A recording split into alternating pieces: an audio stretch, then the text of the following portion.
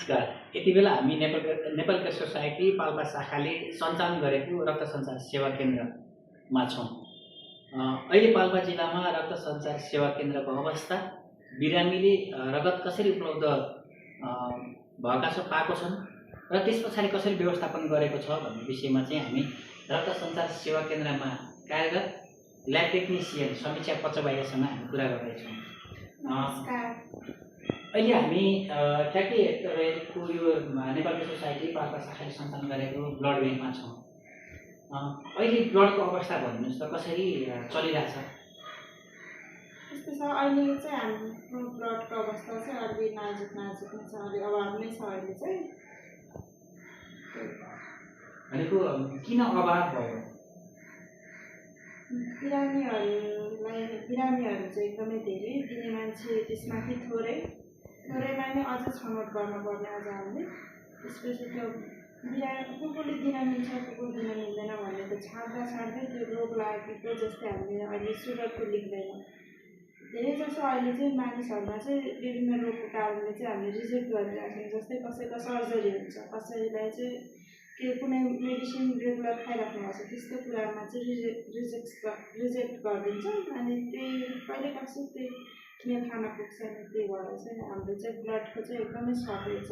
पाउने मान्छे चाहिँ एकदमै धेरै, दिने मान्छे एकदम थोरै भएको कारणले चाहिँ अहिले चाहिँ अभाव भइरहेको छ। आवश्यकता बढी छ अनि दिनानुदिन चाहिँ बिरामीहरूको सङ्ख्या बढी छ र त्यस पछाडि गएर हामीले पुर्याउन चाहिँ कम सकिरहेको छौँ। भए पनि तपाईँले प्राथमिकतामा हेरेर रगत दिइराख्नु भएको छ। हजुर, त्यो त हामी एकदम जस्तो बिरामी कहिलेकाहीँ तपाईँको ब्लड ब्याङ्कमा चाहिँ ब्लड स्टक रहन्न अनि बिरामीलाई नभई भएन, त्यस्तो अवस्थामा कसरी गर्नुहुन्छ? त्यस्तो अवस्थामा चाहिँ हामीले पुरानो जति पनि डोनरहरू हुनुहुन्छ उहाँ सबैसँग रिच आउट गर्छौँ। इच एन्ड एभ्री वानसँग हामीले जतिसम्म हामीबाट हुन्छ सबैसँग रिच आउट गरेर अनि उहाँलाई चाहिँ जे अहिलेसम्म चाहिँ त्यस्तै हामीले रिच आउट गर्दै दिँदै गएका छौँ त्यस्तो कन्डिसनहरूमा चाहिँ। अनि हामी यो जस्तो क्याम्प पनि सञ्चालन गर्नुपर्छ होला नि, त्यो क्याम्प सञ्चालन कहाँ पुग्ने गर्नु भएको छ, कसरी गर्नु भएको छ? यस्तो छ, क्याम्प सञ्चालनको लागि त हामी त अर्को जिल्लासम्म नै पुगेको छौँ। अहिले हामी चाहिँ स्याङ्जाको मिर्मी भन्ने ठाउँमा पनि पुग्यौँ लास्ट टाइम चाहिँ। अनि अहिले चाहिँ अरू चाहिँ विभिन्न अब यहाँबाट रामपुरसम्म नै पुगेको छौँ। जे होस् हाम्रो चाहिँ थुप्रै एरिया चाहिँ हामीले चाहिँ कभरअप गर्न सकेको छौँ अहिलेसम्म।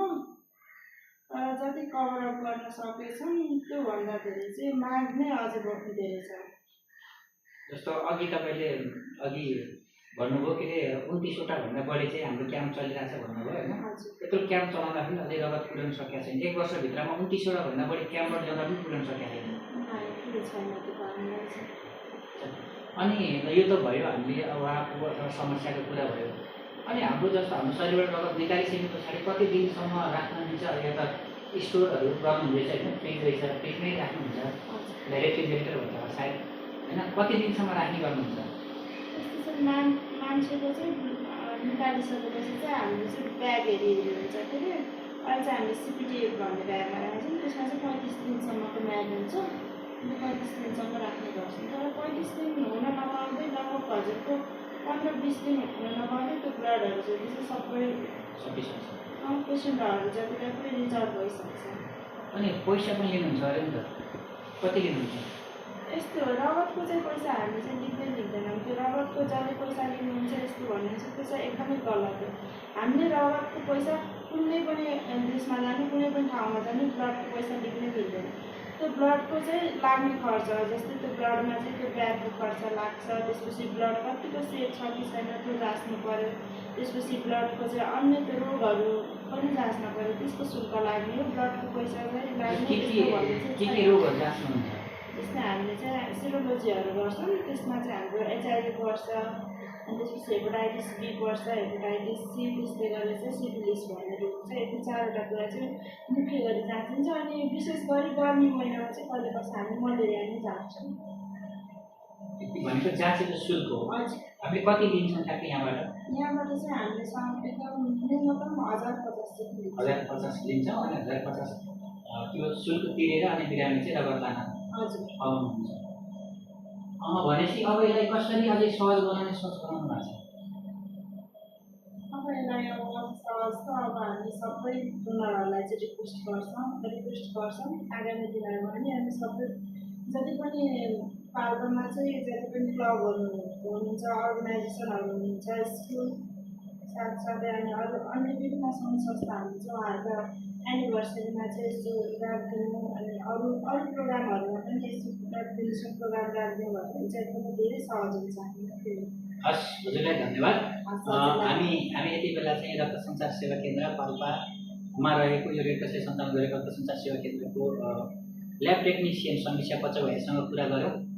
अहिले पाल्पा जिल्लामा साँच्चै नै रगतको अभाव छ, समस्या छ, दिनानुदिन समस्या बढिरहेको छ, बिरामीहरूको सङ्ख्या बढिरहेको छ, तर दाताहरू चाहिँ एकदमै कम हुनुहुन्छ। किन भन्दा दाताहरू कम हुनुको कारण विभिन्न रोगहरूको कारणले चाहिँ दाताहरू कम हुनु भएको हो।